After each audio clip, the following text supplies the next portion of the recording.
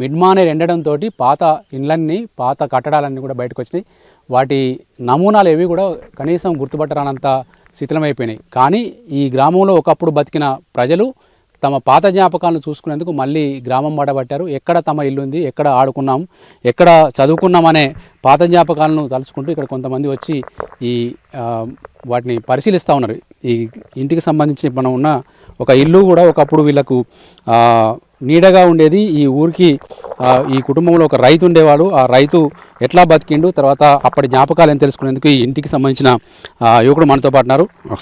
కొదురుపాక గ్రామానికి చెందిన బాలకిషన్ అనే వ్యక్తి ఇక్కడ ఉన్నాడు. వాళ్ళ ఇల్లే మనం ఇక్కడ ప్రజెంట్ చూడవచ్చు. ఈ ఇంటికి లోపలికి వెళ్ళే దర్వాజా కావచ్చు, తర్వాత ఇంటి దిగుళ్ళు కావచ్చు, ఇంటి పరిసరాలన్నీ కూడా చాలా భయానకంగా కనిపిస్తున్నాయి. ఇక్కడ ఒకప్పుడు జీవనం సాగించిన బాలకిషన్ మనతో పాటున్నారు. ఎట్లా అనిపిస్తుంది బాలకిషన్ మీ పాత ఇంటిని చూస్తుంది? బాధ అనిపిస్తుంది సార్, మరి బాధ అనిపిస్తుంది. ఇల్లుని చూస్తే పాత జ్ఞాపకాలు అది కత్తే. అది ఏముంది అనుబంధం? ఎవరెవరు ఉండేటోళ్ళు ఇలా? మేము ముగ్గురం అన్నదమ్ములం, మా బాపు మా అమ్మ అందరం ఉంటుంది. మాకు ఇక్కడ 6 ఎకరాల భూమి ఉన్నది. ఇంటి పక్క పొన్ననే 6 ఎకరాలు ఉండే. ఇప్పుడు వేరే ఊరు కడ కొన్నాం, ఇల్లంతకుంట మండలం కొన్నాం. అక్కడికి పోయి చేయాలంటే బాగా బాధ, ఇబ్బంది. రోజు 20 కిలోమీటర్లు పోవాలి రావాలి. ఇది ఆదికత్తే దుఃఖం వస్తుంది మాకు. ఇక్కడ పుట్టినాను, ఇక్కడనే పుట్టినా, ఇదే ఇంట్లో పుట్టినా. ఏం చేసేవాళ్ళు ఇక్కడ? నీకున్న జ్ఞాపకాలు చెప్పండి. వ్యవసాయం ఎట్లా ఆడుకుంటాం? ఇదంతా మాదే పెరడు. లేస్తేనే చేనులకు పోదు మేము. ఇది మా బాయి, ఆడ రోజు కొత్తిమీర పాలకూర అడుగుదాం, మా కుండి. ఇది ఆదికత్తే మస్తు బాధ అనిపిస్తుంది. ఇప్పుడు ఏం చేస్తున్నావు మరి? ఇప్పుడు ఏమన్నా సార్ వ్యవసాయమే, కాకపోతే 20 కిలోమీటర్లు పోవడం అవుతుంది. 20 కిలోమీటర్లు ఇల్లంతకుంట మండలి పోయి వ్యవసాయం చేసుడు అవుతుంది. ఓకే.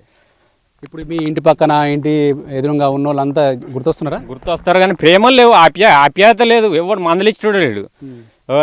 బాగా ఇట్లా చూసుకుంటూ పోతున్నారు, కానీ ఎవరు మందలిత్తలేరు. ప్రేమ లేదు. మునుపు ఇక్కడ ఉన్నంత ప్రేమలు లేవు. ఇక్కడ ఏమన్నా ఆపద పడితే అందరు ఆదుకుందరు, చూసుకుంటూ పోతున్నారు, కానీ ఎవడు ఆదుకునేటోడు లేడు. ఎవరి బాధ వాళ్ళదే. ఇప్పుడు ఇబ్బంది, బాగా ఇబ్బంది అవుతుంది ఇక్కడ. ఇప్పుడు నువ్వు ఉన్న ఇంటి దగ్గర ఎక్కడ ఆడుకున్నావు, ఎక్కడ పడుకున్నావు? ఇక్కడనే ఆడుకుందాం. మా బాయి